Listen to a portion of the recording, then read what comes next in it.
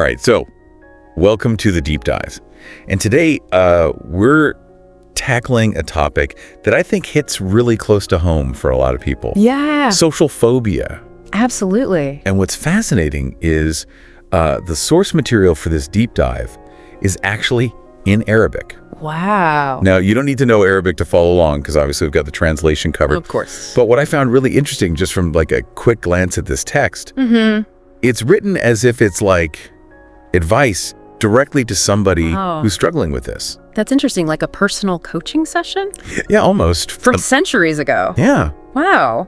So? I think before we jump into the actual like nuts and bolts advice of the whole thing, maybe we could just back up half a step and sort of like set the stage. Yeah. Define social phobia or social anxiety as it's often called these days. Yeah, because it's more than just being shy, right? Way more. Like imagine, you have to give a presentation. Right. And you get like the heart pounding, the sweaty palms. But now like crank that up to 11 and imagine that happening in everyday situations. Yeah. Meeting new people. Ordering coffee? Oh my gosh. Yeah, just like even going to the store, right? Yeah. Wow. So it can be pretty debilitating. So like this text is tackling a very universal human experience. Absolutely. Despite being, from another time and place. Yeah. So what kind of wisdom does this text actually offer? Like, how does it tell us to deal with this? So one thing that jumped out at me right away was the emphasis on a gradual approach. Okay. Right. So instead of just diving into the deep end of the pool, it's like, look, take baby steps. Okay. So for example, somebody who's terrified of public speaking, right?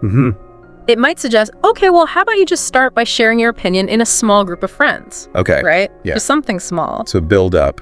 And then maybe move to like presenting in a more formal setting. Yeah. As your confidence grows. It's like training for a marathon. Yeah. You wouldn't go run 26 miles the first day. Exactly. You'd build up. Baby steps.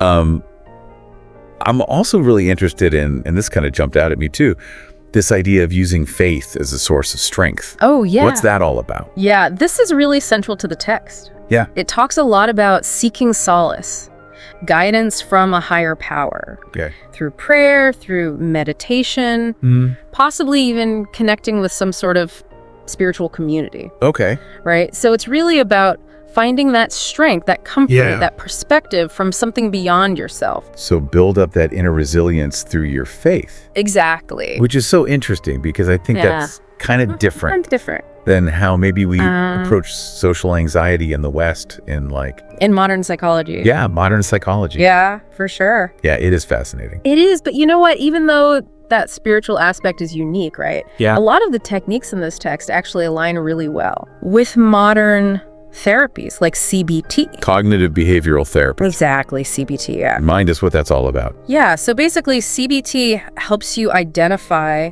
those like negative thought patterns that get us into trouble. Yeah, and change them, right? And change them. Yeah.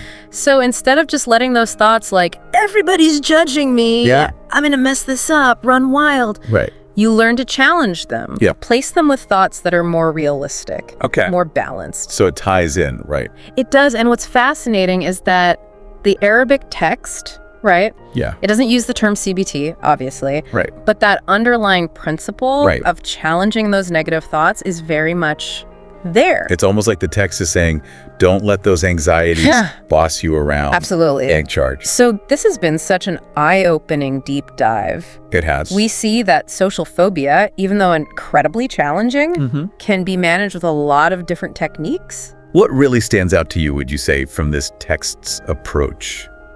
For me, it's that blend of the gradual exposure with the spiritual dimension, like a two-pronged approach, So you're taking those practical steps to face your fears, but at the same time, you're cultivating this deeper sense of inner peace and strength.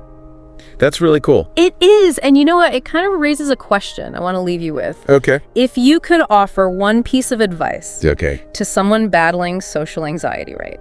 Okay. Drawing on both this ancient wisdom we've talked about and our modern understanding, what would it be? That's a powerful question to leave our listeners with. Yeah. Really gets you thinking. For sure. About how we can support each other. Absolutely. And ourselves. Yeah. Facing these challenges. Big time. Thanks for joining us for this fascinating deep dive. It was fun.